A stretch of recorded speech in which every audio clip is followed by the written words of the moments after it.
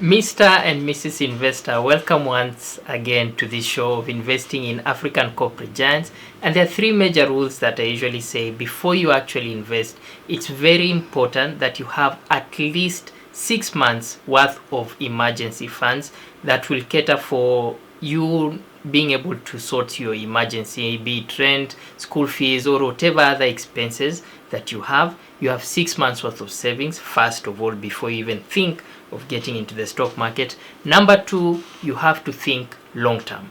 More than 5 years worth of actually holding a stock. You are thinking of becoming an owner in a company. So that's rule number two. And rule number three is you are going to get this advice, and always subscribe to my channel and like and share this video to as many people as possible.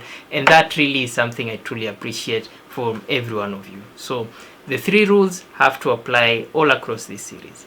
Now, to our case today, we are going to look at KCB Bank. KCB Bank, we have heard of it. In 2023, actually, it was considered the largest bank in terms of lending inside of Kenya. It has branches in Uganda, Tanzania, DRC, Congo, Rwanda, and it's keeping on expanding its missions. But one of the things that I find very intellectual and very smart of KCB is the fact that it has actually put a big pillar and investment inside of mobile lending, which cuts across like many other banks. It's a very cutthroat and efficient competitive process of how to actually give loans to people.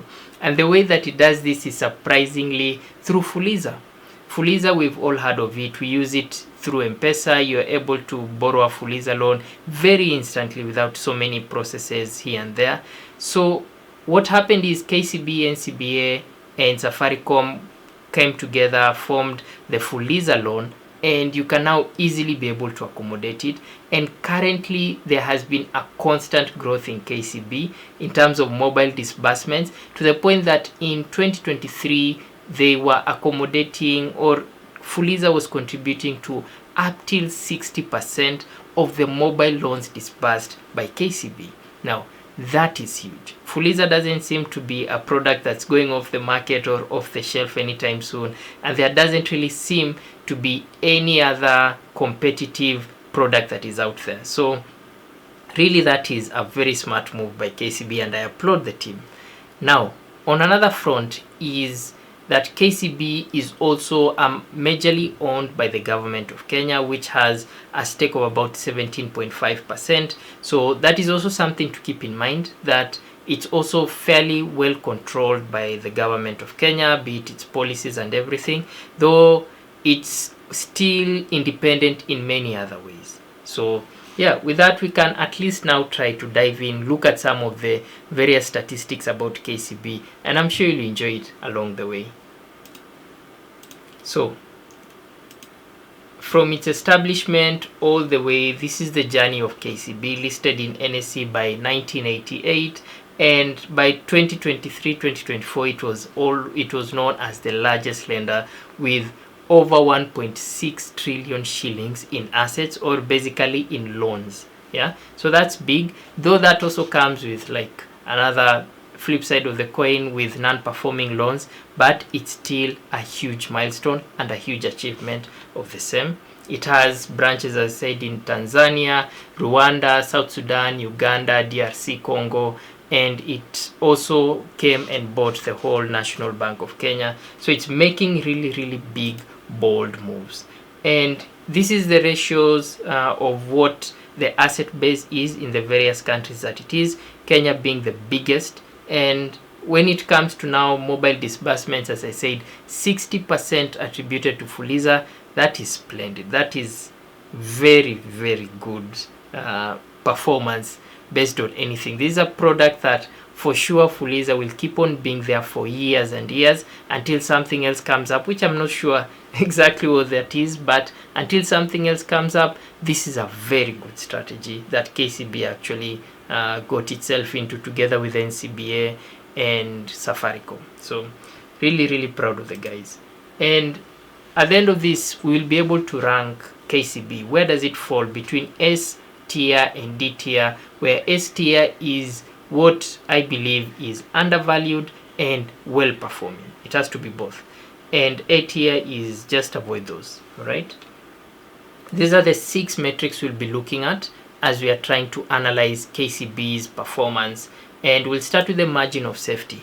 Simply put, margin of safety is the difference between what I've valued it at using some of the methods that are out there like discounted cash flows. This is what I've valued it at, and here is Mr. Market who has valued it at a different figure. What is that difference between what I've valued it at and what Mr. Market has valued it at? The price of Mr. Market is basically what you see in the stock exchange. That's the price Mr. Market usually values it at. And my price is based on calculations that I use methods like discounted cash flows. Now, in KCB's case, the margin of safety, there's a big difference. Mr. Market is valuing it at 43 shillings and I am valuing it at 162 shillings. That margin is 73%. Splendid. It is significantly undervalued based on its actual intrinsic value or based on the valuation methods that are used to calculate that 162 shillings. So that is a very, very good deal. But we don't only stop with that. We also have to look at other factors as well. Okay. So the next thing is the dividend yield. KCB pays the amount of money KCB pays you just to hold its stock. At 5.2%, it's better than most bonds or savings accounts, and who wouldn't want a money tree? So I will give that a score of 8 out of 10 points. Another factor is the price to book ratio, which tells us if the stock is fair compared to its assets. KCB's price to book ratio is 0.7. That's above the ideal of 1.5, and because of that, I give it a 9 out of 10 points.